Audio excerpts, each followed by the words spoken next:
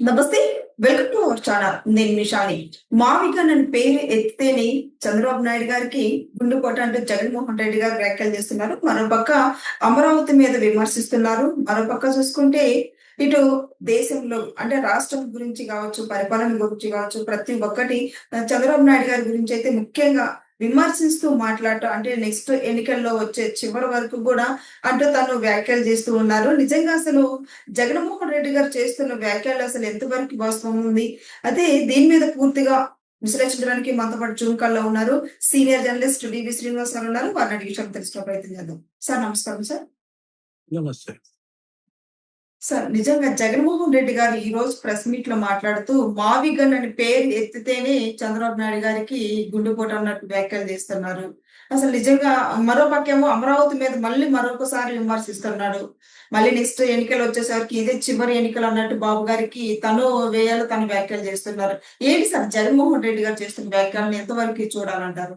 మావిగన్ అంటే చంద్రబాబు పగలబడి నవ్వుతాడా? హ్మ్. పక్కున నవ్వుతారా?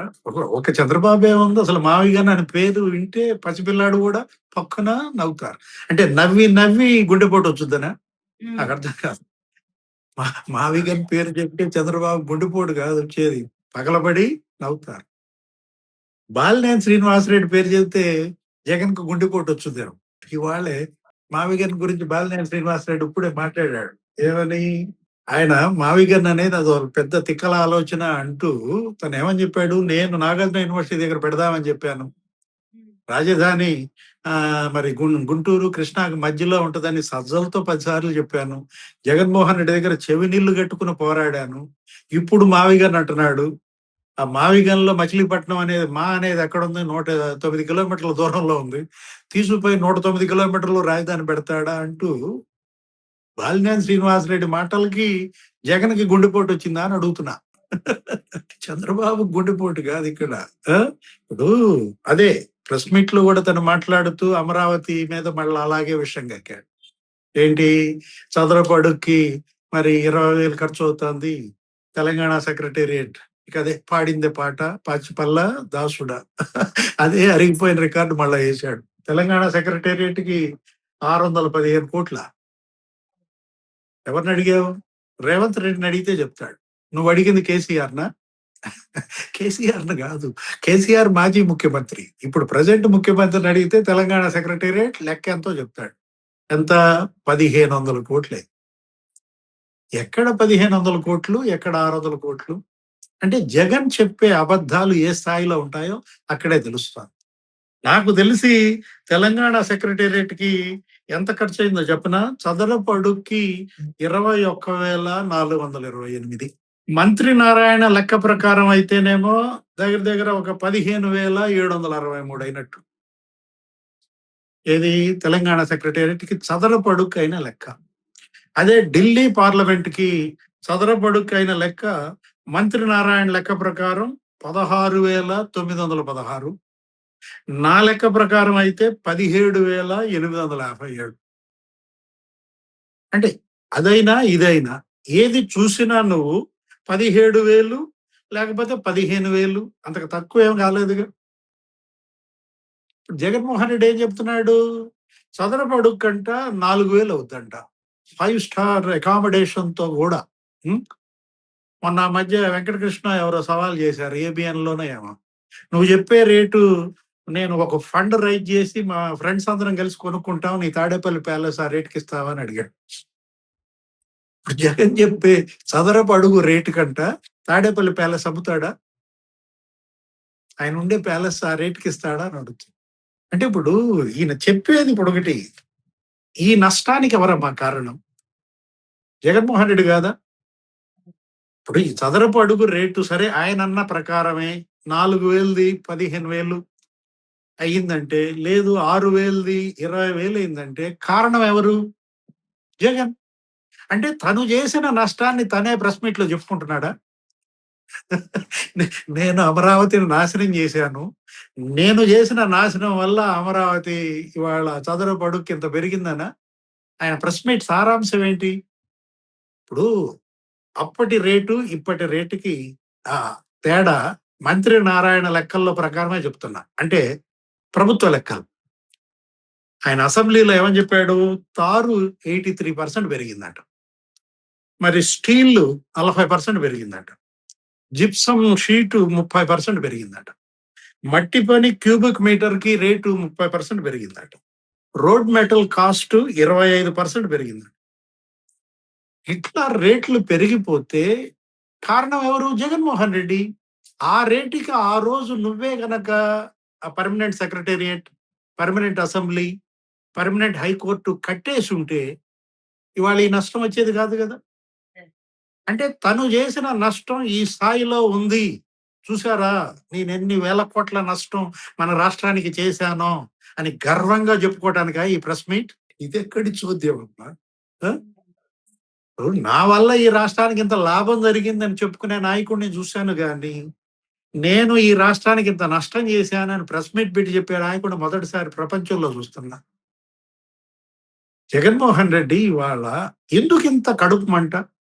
నేను అడుగుతోందండి, ఎందుకు ఇంత ద్వేషం అమరావతి పైన?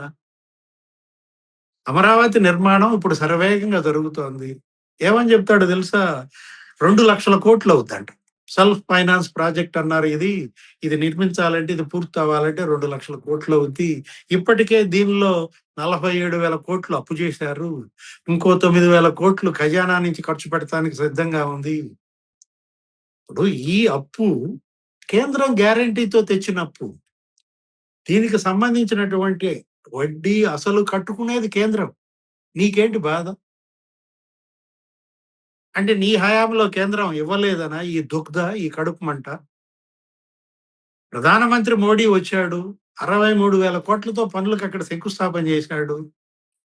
బ్రహ్మాండంగా పనులు జరుగుతున్నాయి. 3,895 జేసీబీలు, హెవీ మెషినరీ, ప్రొక్లైన్లు, ఒక 50,000 మంది కార్మికులు అక్కడ పనులు చేస్తుంటే శరవేగంగా పనుల నిర్మాణం నిన్నే చూశా.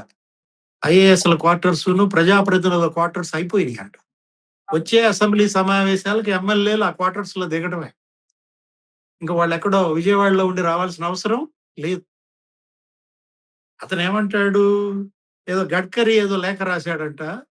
నేషనల్ హైవే కిలోమీటర్కి అయ్యే ఖర్చు 24 కోట్లు, ఇక్కడ మరి 54 కోట్లు ఖర్చు పెడుతున్నారంటాడు. 100 కోట్లు ఖర్చు పెడుతున్నారంటాడు సీడ్ యాక్సెస్ రోడ్డుకి. దానికి కారణం నువ్వు కాదా? ఆ రోజే నువ్వు సీడ్ యాక్సెస్ రోడ్డు కనుక కంప్లీట్ చేసి ఉంటే మరి వాళ్ళు ఎందుకు అయ్యేది ఇంత?